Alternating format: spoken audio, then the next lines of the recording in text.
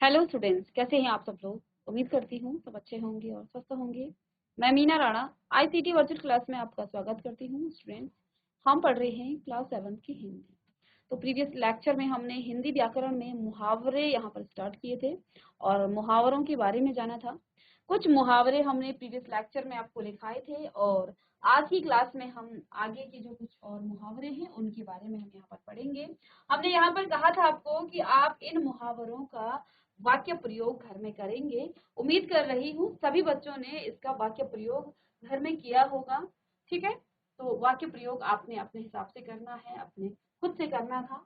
देखिए यहाँ पर आगे देखिए, अंधेरे में रखना। अब यहाँ पर देखिए सब में जो है चंद्रमा में आया है, तो इसमें अंक की मात्रा लगाएंगे आप। ठीक है, तो इसको देख लीजिएगा, अंक की मात्रा आप यहाँ पर लगाएंगे। ठीक है, चंद्रमा नहीं है ये। तो अंधेरे में रखना इसका मतलब होता है भेद छिपाना। ठीक है, जब हम किसी चीज का भेद छिपाते हैं तो हम क्या कहते हैं, यार तुमने मुझे अंधेरे में क्यों रखा, यानी कि तुमने मुझसे ये भेद क्यों छुपाया। ठीक है, तो इसका वाक्य प्रयोग आप अपने हिसाब से कर सकते हैं। तो अंधेरे में रखना लिखेंगे सभी बच्चे। अंधेरे में रखना इसका मतलब हो जाता है भेद छिपाना।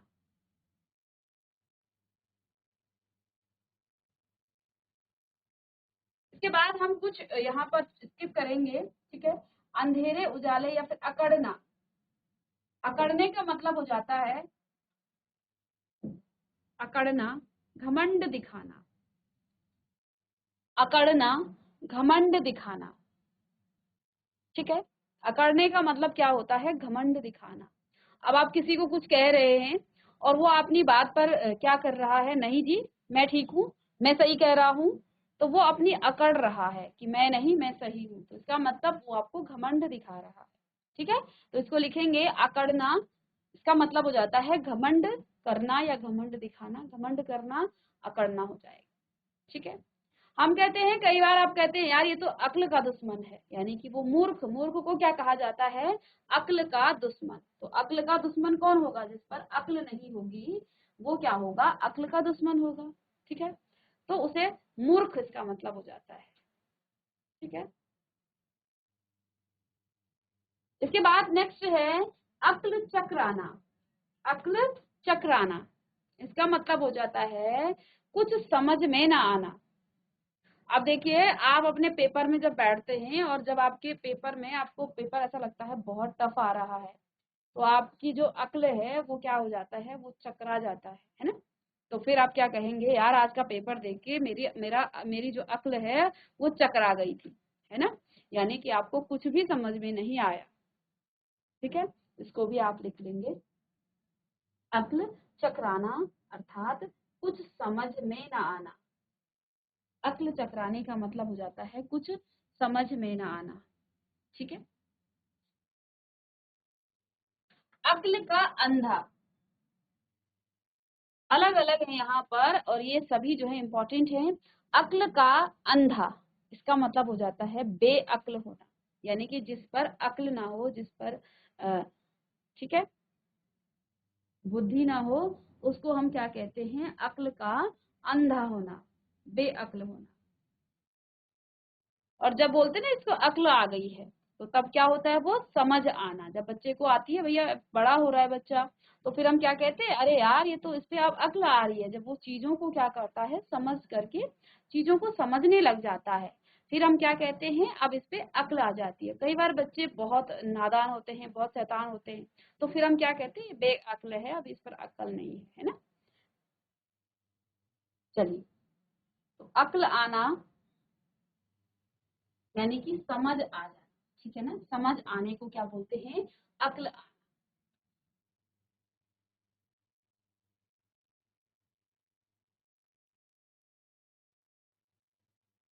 देखो, अक्ल से ही कई मुहावरे हैं यहाँ पर। अक्ल का कसूर यानी कि बुद्धि दोष, यानी कि बुद्धि का दोष है, भाई इसका कोई दोष नहीं है। राम ने जो है जो काम किया है वो उसकी बुद्धि का दोष है। ठीक है, या रमेश ने जो काम किया है वो उसकी बुद्धि का दोष है, जिसमें रमेश की कोई गलती नहीं है, इस प्रकार से भी हम कहते हैं। ठीक है, आगे देखिए, अक्ल काम न करना। अक्ल काम न करना। लिखेंगे सभी बच्चे, अक्ल काम न करना का मतलब क्या हो जाता है? अक्ल काम न करना अर्थात कुछ समझ ना आना। जब आपको कुछ भी समझ में नहीं आता है तब आप क्या कहते हैं, यार आज तो मुझे मेरी अक्ल ने काम ही नहीं किया। जब आप बहुत परेशान हो जाते हो तो फिर आपकी अक्ल काम नहीं करती है ना। जब आप हड़बड़ी में रहते हैं तो फिर आपको कुछ समझ नहीं आता है, तो क्या कहते हैं उस टाइम? अक्ल काम न करना। ठीक है, अक्ल काम न करना। चलिए जल्दी से नोट डाउन कीजिएगा।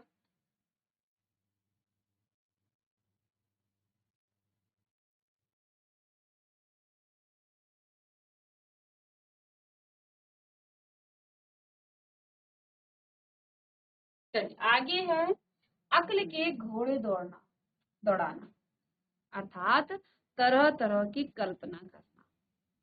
ठीक है ना। तो कुछ लोग जो हैं कई प्रकार की कल्पनाएं करते हैं। जैसे आप भी सोचते हैं, यार मुझे ये एग्जाम निकालना है, मेरे पेपर में इतनी जो है मार्क्स इसमें हम लाएंगे, और पढ़ते नहीं। तो फिर वहां पर आप क्या करते हैं? अक्ल के घोड़े दौड़ाना, तरह तरह की कल्पना करना।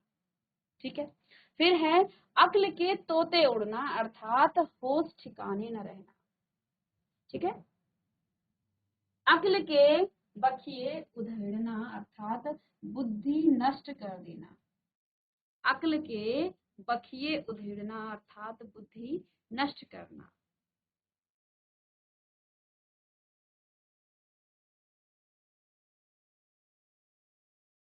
अक्ल जाती रहना अर्थात घबरा जाना।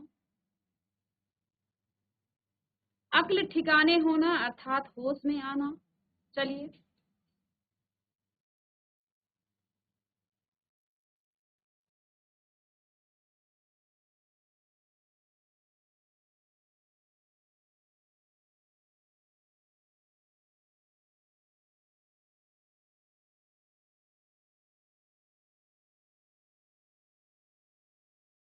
अक्ल ठिकाने ला देना। ठीक है। तो कई बार आप शैतानी करते हैं तो आपके पेरेंट्स भी कहते होंगे कि इसकी अक्ल मैं अभी ठिकाने लगाता हूँ या लगाती हूँ। ठीक है, अर्थात इसको मैं अभी समझा देती हूँ या देता हूँ। ठीक है। तो अक्ल ठिकाने ला देना अर्थात समझा देना। अक्ल से दूर या बाहर होना या समझ में ना आना। तो ये तो मेरी अक्ल से ही दूर था या अक्ल से ही बाहर था, अर्थात मेरी समझ से ही ये बाहर था। अक्ल का पूरा अर्थात मूर्ख। अक्ल पर पत्थर पड़ना। देखो कितने सारे मुहावरे हैं अक्ल से ही संबंधित। तो यहाँ हम कंफ्यूज हो जाते हैं, एक दो मुहावरे हम पढ़ लेते हैं और उसी मुहावरे में अक्ल देखी और तुरंत वहां पर उसका अर्थ हम लिख लेते हैं। ठीक है ना। अक्ल पर पत्थर पड़ना अर्थात बुद्धि से काम न करना। अक्ल चरने जाना अर्थात बुद्धि का ना होना। अक्ल का पुतला अर्थात बुद्धिमान। अक्ल का पुतला कौन होगा? जो बुद्धिमान होगा उसको क्या कहा जाएगा?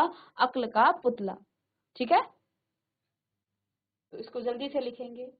अक्ल के पीछे लठ लिए फिरना अर्थात मूर्खता का काम करना।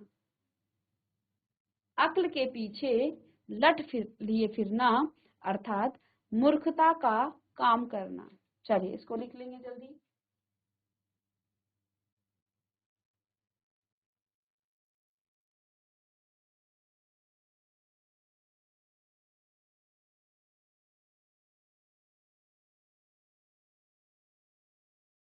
चलिए आगे देखिए।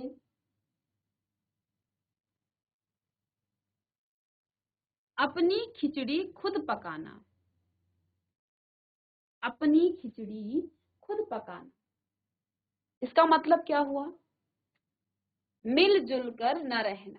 तो अपनी खिचड़ी आप खुद कब पकाओगे? जब आप मिलजुल कर काम नहीं करेंगे, मिलजुल कर नहीं रहेंगे, तो आप अपनी खिचड़ी खुद पकाएंगे। तो यहाँ पर अपनी खिचड़ी खुद पकाना अर्थात मिलजुल कर न रहना।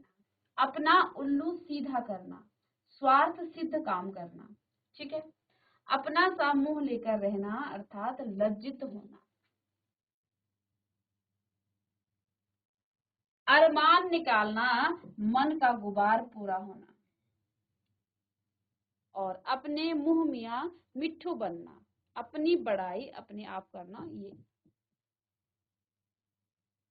ठीक है। अपना, अपने मुंह मियाँ मिठो बनाना, तो जो अपनी बढ़ाई खुद करता है, खुद के मुंह से अपनी बढ़ाई, अपनी तारीफ करना, ठीक है ना। तो अपने मुंह से अपनी तारीफ करना, अपनी बढ़ाई करना, ये होता है अपना मुंह मियाँ मिठो बनना। इसके बाद अपने पाँव पर कुल्हाड़ी मारना, इसका मतलब क्या होता है, जानबूझकर अपना नुकसान करना। तो जब आप जानबूझकर अपना नुकसान करते हैं तो अपने पाँव पर आप कुल्हाड़ी मारते हैं। चलिए इनको आप नोट डाउन कर लीजिएगा जल्दी से।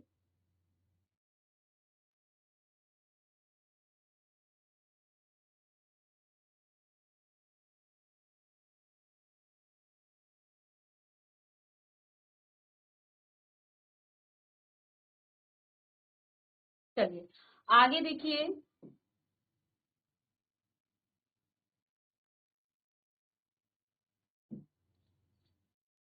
अपने पाँव पर कुल्हाड़ी मारना अर्थात जानबूझकर जो है अपना नुकसान करना।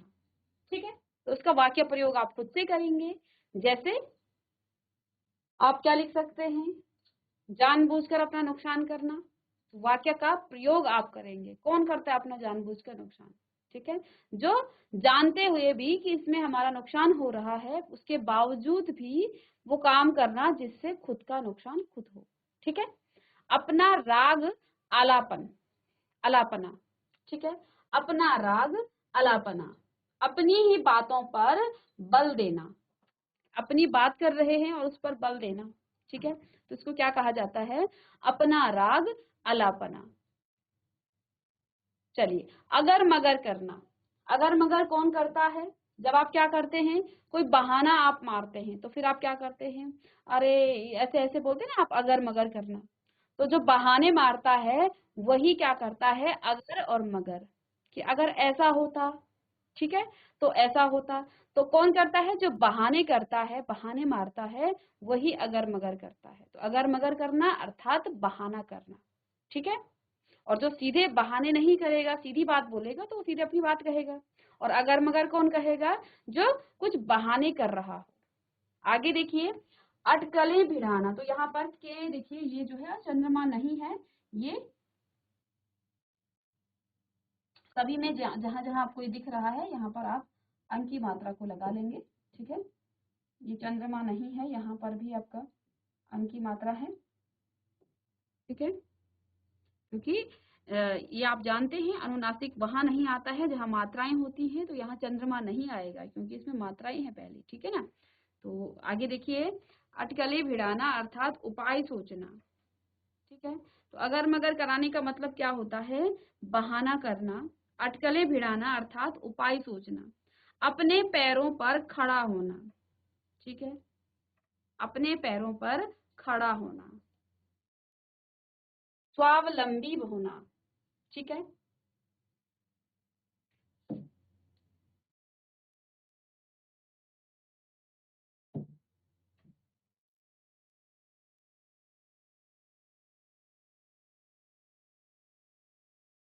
अक्षर से भेंट न होना, अक्षर से भेंट किसकी नहीं होगी, जब आप स्कूल जाएंगे, पढ़े लिखे आप होंगे, तो जब आप स्कूल जाएंगे तो आपकी अक्षरों के साथ भेंट तो होगी, यानी कि आप उनसे परिचित तो होंगे।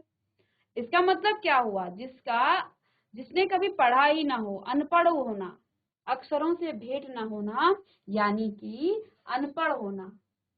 अब जो अनपढ़ होगा यानी कि उसने अक्षरों का ज्ञान ही उसे नहीं है, तो उसी को क्या कहा जाएगा, अक्षरों से भेंट ना होना। अटखेलियां करना अर्थात किलोल करना, अडंगा करना अर्थात होते कार्य में बाधा डालना। यहाँ में चंद्रमा बिंदी नहीं है, ये मिस्टेक हो रखी है, इसको आप ठीक कर लेंगे। चंद्रमा नहीं, अनुनासिक इनमें नहीं आता है क्योंकि पहले से वहां पर एक मात्रा है। ठीक है, अड़ पकड़ना यानी कि जिद करना।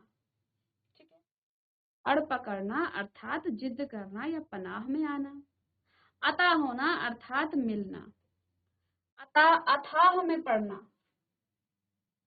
इसका अर्थ हो जाता है मुश्किल में पड़ना। तो सभी में देखिए ये मिस्टेक को आप ठीक कर लेंगे। में चंद्रमा बिंदी नहीं है, बल्कि यहाँ पर एक सिंगल सी मात्रा आएगी। ठीक है, तो इनको आप ठीक कर लेंगे। अनुनासिक का प्रयोग यहाँ पर नहीं होता है, क्योंकि ऑलरेडी इनमें मात्रा है, और जहाँ पहले से मात्रा होती है वहाँ हम अनुनासिक का प्रयोग नहीं करते हैं। ये हमने ग्रामर में पढ़ा था जब हम वर्ण विचार पढ़ रहे थे। ठीक है, तो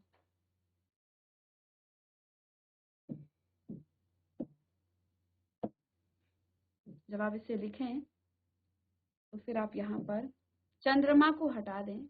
ठीक है, तो यहाँ तक हम पहुंच गए थे।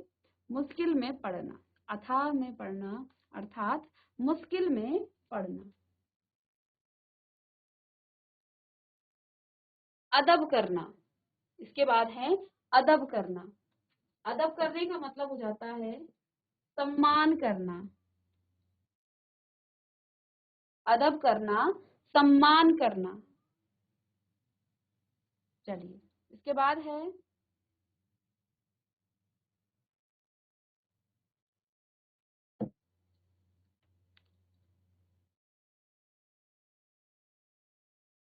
अधर में झूलना। अधर में झूलना अर्थात दुविधा में रहना।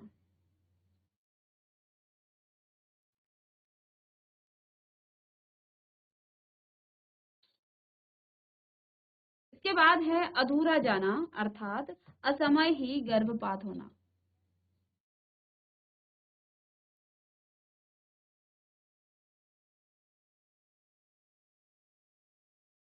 अधूरा जाना अर्थात असमय ही गर्भपात होना। अनसुनी करना,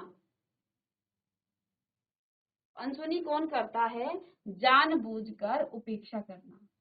ठीक है, जब आप किसी को दो तीन चार लोगों के साथ आप बात कर रहे हैं और आप कुछ बात किसी पर्सनल व्यक्ति से कर रहे हैं और वहां पर वो आपको क्या कर रहा है? अनसुनी कर रहा है, यानी कि जानबूझकर वो आपकी उपेक्षा कर रहा है, आपको नीचा दिखा रहा है ना? तो देखिए, अनसुनी करना, जानबूझकर उपेक्षा करना। अनी की चोट यानी कि सामने की चोट। अनी की चोट अर्थात सामने की चोट। चलिए जल्दी जल्दी इसे लिख लेंगे।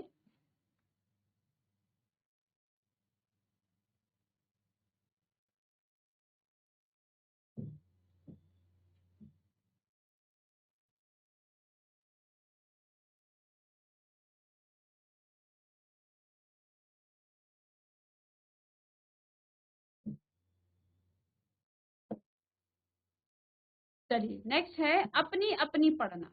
कई बार आप कहते हैं ना, सबको अपनी अपनी पड़ी रहती है ना? तो अपनी अपनी पढ़ना अर्थात सबको अपनी चिंता रहती है। ठीक है, तो ये तो सभी बोलते रहते हैं। जनरली आप कहते हैं कि सबको अपनी ही पड़ी रहती है। तो अपनी अपनी पढ़ना अर्थात सबको अपनी चिंता होना। ठीक है, इसके बाद नेक्स्ट है अपनी नींद सोना। अपनी नींद सोने का मतलब हो जाता है इच्छा अनुसार कार्य करना, यानी कि आप अपनी इच्छा से कार्य कर रहे हैं, तो तब आप क्या कहते हैं कि हम जो है अपनी नींद सोते हैं। तो यानी कि यहाँ पर अपनी इच्छा अनुसार काम करना।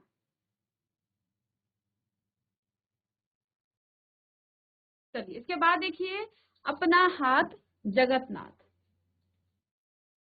ठीक है, कई बार आपने अपने बड़े बुजुर्गों से सुना होगा अपने हाथ जगतनाथ, अर्थात अपने हाथ जगन्नाथ का मतलब होता है स्वाधिकार होना। ठीक है ना? तो इसका मतलब हो जाता है स्वाधिकार होना। अरण्य रोधक अर्थात निष्फल निवेदन। आप किसी से क्या कर रहे हैं? निवेदन कर रहे हैं, रोदन कर रहे हैं कि ये कीजिएगा, वो आपको आपको कोई रिस्पॉन्स ही नहीं दे रहा है, आपको कोई बात आपकी मानी नहीं जा रही है, तो उस समय आप क्या कर रहे हैं? निष्फल जो है निवेदन कर रहे हैं, जिसको कहा जाता है अरण्य रोदक, रोदन।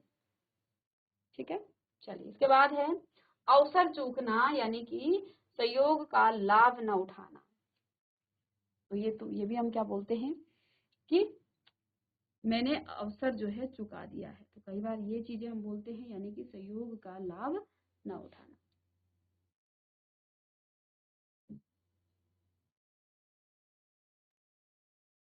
इसके बाद है अवसर ताकना अर्थात मौका ढूंढना।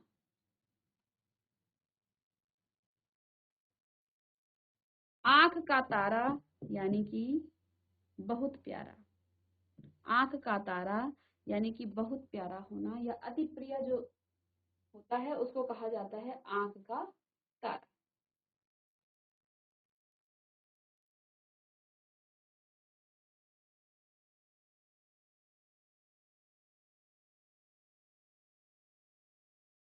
चलिए नेक्स्ट है आंख उठाना। आंख उठाने का मतलब हो जाता है क्रोध से देखना।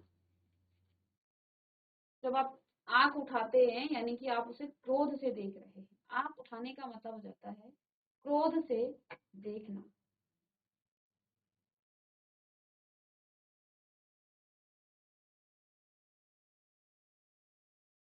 आंख उठाना अर्थात क्रोध से देखना। आंख बंद कर काम करना। तो आंख बंद करके काम करना यानी कि ध्यान न देना। जब आप आंख बंद करके काम नहीं करते हैं तो क्या आपका उस काम पर ध्यान रहेगा? ध्यान न देना, इसका मतलब क्या है? ध्यान न देना। आंख चुराना अर्थात छिपना। आंख चुराने का मतलब है छिपना, तो इसे भी लिख लेंगे।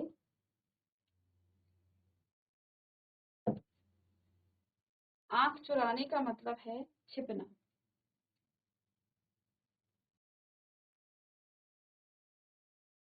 चलिए आगे देखिए,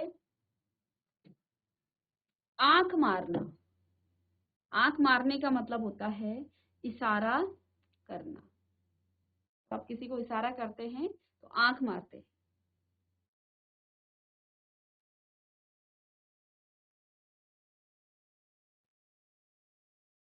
आंख तरसना यानी कि देखने के लिए लालायित होना। आंख तरसना यानी देखने के लिए लालायित होना।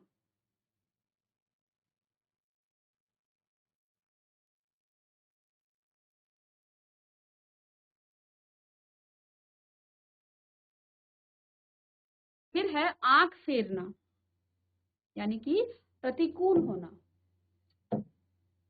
आंख फेरना यानी प्रतिकूल होना। आंख बिछाना यानी प्रतीक्षा करना।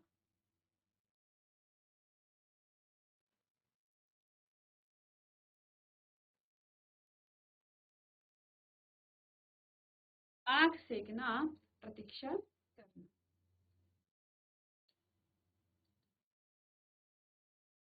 आंख बिछाना प्रतीक्षा करना। फिर है आंखें सेकना। तो सुंदर वस्तु को जब आप देखते हैं तो क्या कहा जाता है? हमने आज अपनी आंखें सेक ली, ठीक है ना? तो आंखें सेकना, सुंदर वस्तु को देखते रहना, तो इसको कहा जाएगा आंखें सेकना।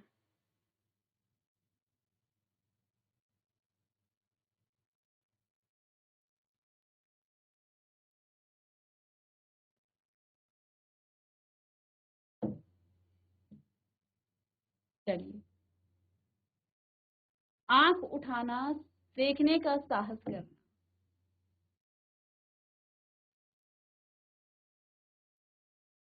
आंख खुलना अर्थात होश आना।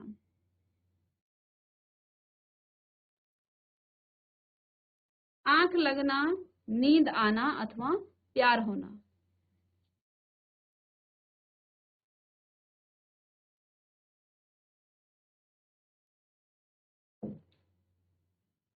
तो आंखों को आप यहाँ पर ढंग से लिखेंगे। आंखों पर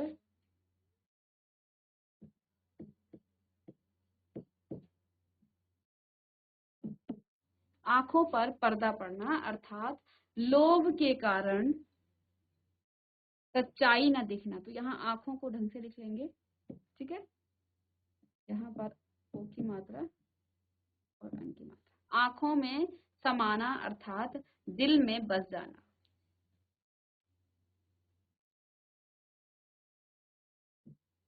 आंखें चुराना अर्थात अनदेखा करना।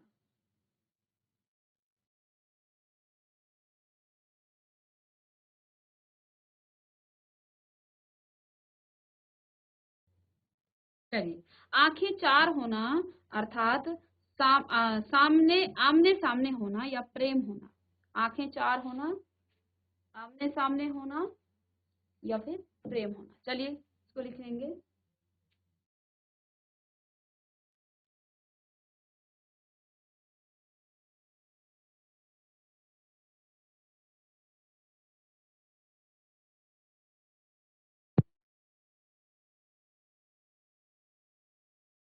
चलिए इसके बाद देखिए, आंखें दिखाना यानी कि गुस्से से देखना। तो जब आप किसी को आंखें दिखाते हो तो आप उसे गुस्से से देखते हो, है ना। तो ये है आंखें दिखाना यानी कि गुस्से से देखना। इसको चंद्रमा को आप हटा देंगे, सभी में यहाँ पर आया है, इसको आप ठीक कर लेंगे क्योंकि अनुनासिक इसको कहा जाता है। चंद्रमा बिंदी जब लगाते हैं तो ये आपका अनुनासिक होता है, और जब मात्राएं लगती हैं तो मात्राओं के साथ अनुनासिक नहीं लगता है। ठीक है ना। तो मैं आप ऐसे लिखेंगे, ठीक है। आंखों को भी आप कैसे लिखेंगे, आंखों हो, क्योंकि यहाँ पहले से मात्रा है तो इसमें अनुनासिक नहीं लगता है, अनुनासिक ये होता है। ठीक है, और इसको कहा जाता है अनुस्वार। ठीक है, तो ये प्रिंटिंग मिस्टेक है, इसको भी आप ठीक करते रहेंगे। आंखों में धूल झोंकना, जैसे यहाँ पर भी देखिए मात्रा है तो अनुनासिक नहीं लगेगा बल्कि अनुस्वार लगेगा। ठीक है। आंखों का काटा, देखिए आंखें बिछाना यानी कि प्रेम से स्वागत करना। देखते देखते थक जाना, देखिए आंखें पथरा जाना यानी कि देखते देखते थक जाना। तो आंखें दिखाने का मतलब गुस्से से देखना, आंखें फेरने का मतलब बदल जाना या प्रतिकूल होना। ठीक है। आंखें पथरा जाना यानी कि देखते देखते थक जाना। ठीक है। आंखें बिछाना यानी कि प्रेम से स्वागत करना, और आंखों का काटा काटा होना यानी कि बुरा लगना या अप्रिय व्यक्ति। तो ये हो जाता है आपका आंखों का कांटा, बुरा लगना या अप्रिय व्यक्ति। आंखों पर बिठाना यानी कि आदर करना, तो जिसको आप आदर करते हैं वो आपकी आंखों पर बिठाना।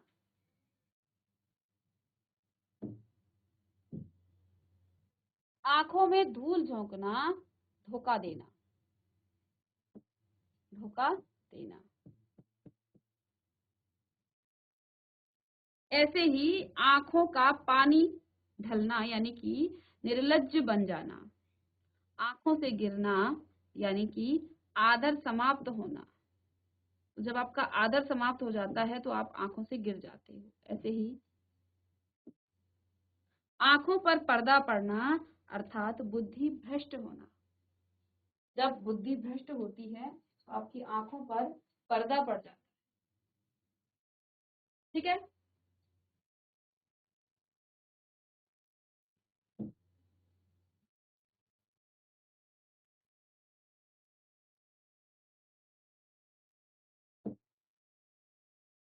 फिर से यहाँ पर आप अनुस्वार लगाएंगे ना कि अनुनासिक। तो थोड़ी सी इन गलतियों को भी हम साथ साथ दूर करते हुए चलिए। आंखों में रात कटना, चलिए आंखों में रात कटना अर्थात रात भर जागते रहना। आंखों में रात कटना अर्थात रात भर जागते रहना। इसके बाद है आंच ना आने देना अर्थात थोड़ी भी हानि न होने देना।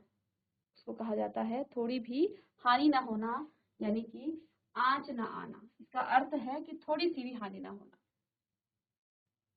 आंसू पीकर रह जाना यानी कि भीतर ही भीतर दुखी होना। आंसू पीकर रह जाना यानी कि भीतर ही भीतर दुखी होना। आकाश के तारे तोड़ना अर्थात असंभव कार्य करना। आकाश पाताल एक करना यानी कि कठिन प्रयत्न करना। तो जब आप कठिन प्रयत्न करते हैं तो क्या बोलते हैं, यार इसने तो इस काम के लिए आकाश पाताल एक कर दिया था, है ना। आग में घी डालना यानी कि क्रोध और अधिक बढ़ाना। तो जब आप आग में घी डालते हैं तो आग की जो ज्वालाएं हैं वो प्रज्वलित और ज्यादा तेज होती हैं। तो यानी कि आग में घी डालना यानी कि क्रोध को और ज्यादा बढ़ाना। आग से खेलना यानी कि जानबूझकर मुसीबत में फंसना, जानबूझकर मुसीबत में फंसना। आग पर पानी डालना अर्थात उत्तेजित व्यक्ति को शांत करना।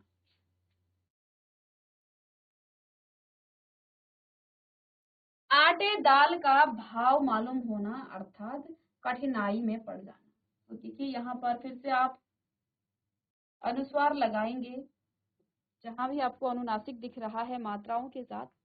साथ ही साथ इससे हमें ये भी पता चलता है कि जहां आप अनुनासिक और अनुस्वार का प्रयोग किस प्रकार से आप करेंगे, ठीक है। क्योंकि जब हम गलतियों को सुधारते हैं तो वहां पर भी हम कुछ सीखते हैं, ठीक है। आसमान से बातें करना अर्थात ऊंची कल्पना करना। चलिए, इसके बाद देखिए आड़े हाथ लेना अर्थात खरी खरी सुनाना।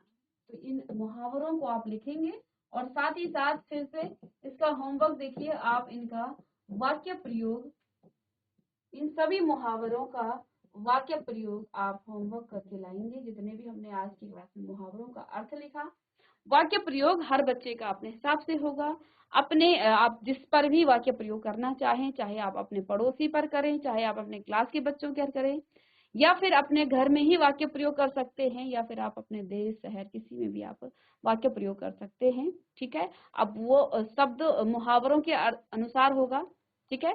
तो इसको आप घर से करके लाएंगे, इसके वाक्यों को प्रयोग करके बाकी शब्दों के जो मुहावरों के अर्थ हमने यहाँ लिखाए हैं उनको आप याद करके लाएंगे। तो मिलते हैं नेक्स्ट लेक्चर में। Thank you.